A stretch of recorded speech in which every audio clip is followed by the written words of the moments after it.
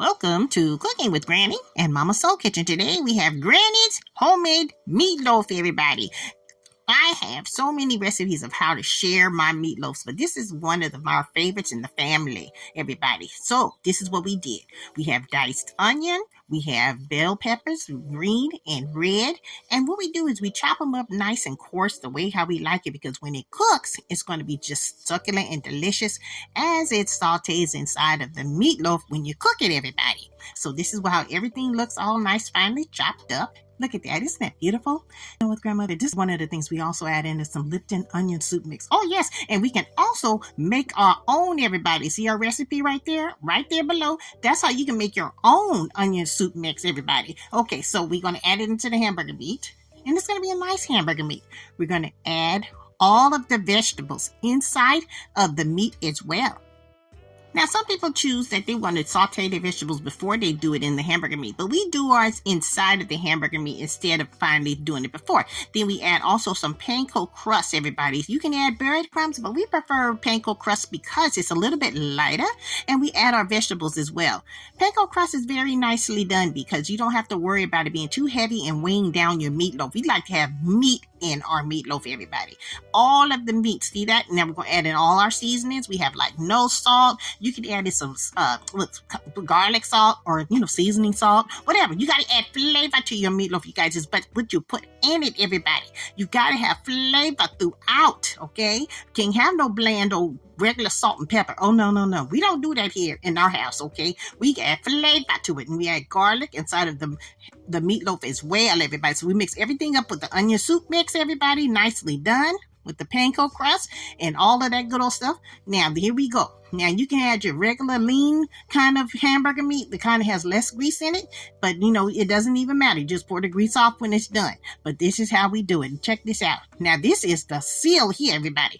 We have brown sugar and ketchup. Yes.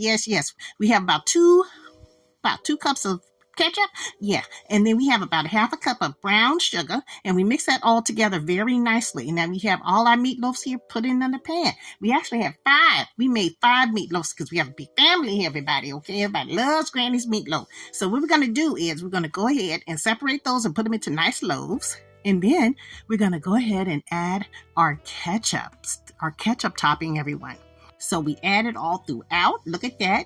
We lay it on each one, everybody. So we're going to have plenty. If you don't have enough, just make up some more. This is the sealant that's going to keep your meatloaf together and caramelize very nicely. That's why we add brown sugar into the ketchup, everybody. That is the secrets to Granny's, meatloaf, everybody. Okay, so we're going to go ahead and add this on there perfectly.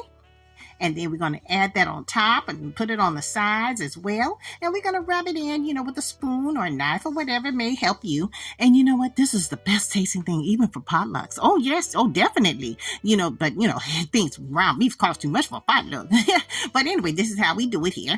So we're going to make sure everything is evenly done. Now, it's about the flavors that's sealed in within, everybody. This is why we have the ketchup glaze, everybody. It's going to hold the hamburger together. That's the panko. Oh, I forgot to say we also added egg into that mixture too. A couple of eggs to make it all sealed together, everybody. Holds nicely. Okay, I forgot to say that. Oh, can't forget about the egg. That's right.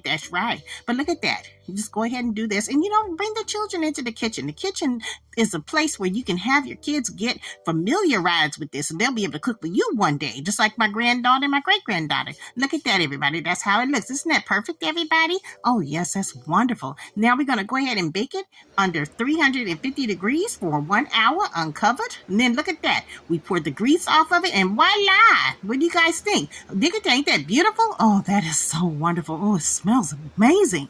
Well, that's how it is in this household. We have everything with flavor. Everything with flavor throughout at Granny's, kitchen here at Mama Soul Kitchen, okay? Now, if you like what you see, make sure you guys hit and share and like below as well, and leave a comment. We love comments. Follow us on YouTube, Instagram, and here on TikTok. Oh, yeah, you guys, come on. Don't be lonely. Let's go on and have a good old time and learn some more about Grandma's cooking and cooking with Granny, of course. See you guys later. More coming soon.